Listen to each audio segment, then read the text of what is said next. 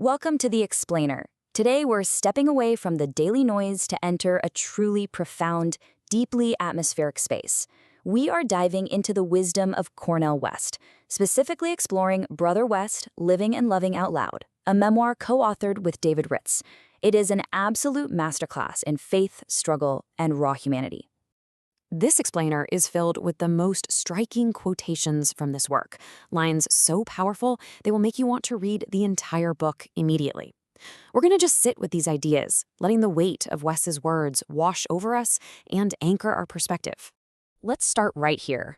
Living and loving out loud is a beautiful thing. Take a second to really let that resonate. That isn't just some catchy phrase. It's literally the core of Wes's entire philosophy. It's an unapologetic call to exist vibrantly, and it sets the baseline for everything we're about to explore together. Section 1. The Mind of a Bluesman. Acknowledging Human Funk and Suffering. West defines his intellectual identity through this amazing musical metaphor. He says, "I'm a bluesman in the life of the mind and a jazzman in the world of ideas." He completely rejects the idea of being this detached, sanitized intellectual sitting in an ivory tower. Instead, he sees himself as a musician of thought. So, what exactly is a bluesman in this context? Well, a bluesman moves through a blues-soaked world where catastrophe and celebration are sitting right next to each other. Society loves to try and sanitize or hide our struggles, right? But the bluesman embraces what West calls the funk of living. You just can't separate the joy from the pain. And he explains why he embraces that funk so beautifully. Quote, "In a dark world, this means making pain and sorrow my constant companions as I engage in an endless quest for healing and serving others." He isn't romanticizing pain here. He is weaponizing it for good. It begs the question for all of us: how can we use our own sorrows to better serve the people around us? Then there's the jazzman side of things. West links the jazz concept of improvisation straight back to the pragmatic tradition of great American thinkers. We're talking Ralph Waldo Emerson, W.E.B. Du Bois, John Dewey, William James, and Charles Sanders Peirce. Like a jazz musician, you've got to think on your feet, adapt to the raw realities of life, and judge your ideas by their real-world impact. Section 2, the theology of love, the cross and solidarity. For West, his intellect and his faith are totally intertwined. He writes, "Everything comes beneath the cross. Nationalism, tribalism, patriotism, networks, even kinships. Salvation is in the simple name of love." That is a radical stance. He's saying that true divine love shatters every single human-made boundary or political allegiance we try to put up. But to actually manifest that kind of love, you need vision. As he puts it, a vision is not a stare. A stare is flat. A vision is vital and vibrant. A vision is biblical. Without a vision, people perish. Think about how often we just stare at our screens, doom-scrolling through tragedies. That's flat. We need a dynamic, vibrant vision of redemption to keep each other from perishing. How do you maintain that vision when everything feels so incredibly heavy, though? He offers this quiet, comforting thought. "I have always believed that ours is in the trying. The rest is not our business." That is just so freeing. It strips away the paralyzing anxiety of needing to single-handedly save the world, grounding us back in the humble, daily act of just trying. Section 3, Race and American Democracy, the uniqueness of Black suffering.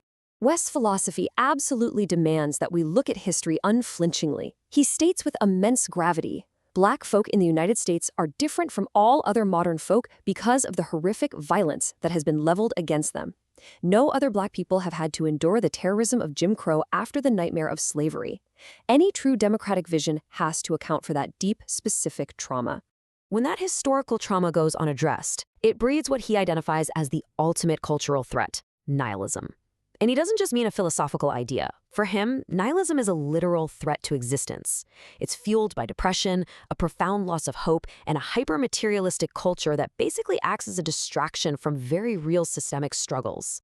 To fight back against that nihilism, West leans heavily on the incredible words of James Baldwin. To be an Afro-American is to be in the situation of all those who have ever found themselves part of a civilization which they could in no wise honorably defend, and who yet spoke out of the most passionate love, hoping to make the kingdom new. That paradox, loving a flawed society enough to passionately demand it changes, is central to West's entire worldview. Section 4. The Squeegee Folk. Solidarity with the least of these. That passionate love dictates exactly how we have to view society. He challenges us, saying one wants to look at the world continually through the lens of those people you want to be in solidarity with, the least of these, the most vulnerable among us. He absolutely refuses to accept an ice age of indifference, demanding that we center the marginalized. He uses this incredibly evocative term, this squeegee folk. He's talking about the impoverished, forgotten souls without means or hope, the exact people a sanitized society callously neglects and tries to sweep out of sight. For West, the true measure of any democracy is entirely based on how it treats these vulnerable populations. So, what is his personal response to all of this?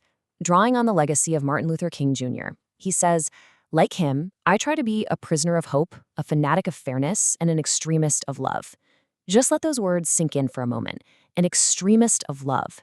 In a world steeped in suffering, he sees that as the only truly logical response. Section 5. A legacy of gratitude, a work in progress. As we look at his final reflections, the tone shifts a bit. In a deeply moving letter written to his children, he shares this universal truth. To be loved is to be, and to be fully human is to cultivate the capacity to give and receive love. When you strip away all the complex philosophy and the activism, this right here is the absolute baseline. Our humanity is defined by this capacity. And that beautifully leads to his final breathtaking realization of gratitude. He writes, each breath is a breakthrough, each day a gift, each life a miracle. If you really embrace the funk of life, if you hold the pain but keep fighting for the vulnerable, you don't become bitter. You arrive right here, in a state of quiet, deep reverence for the sheer miracle of existing. We've covered some incredibly deep, atmospheric ground today, so I want to leave you with this. Which quote hit you hardest? Comment below. I'd love to know whose lens you are choosing to look through today. Make sure to subscribe for more literary insights, and until next time, keep living and loving out loud.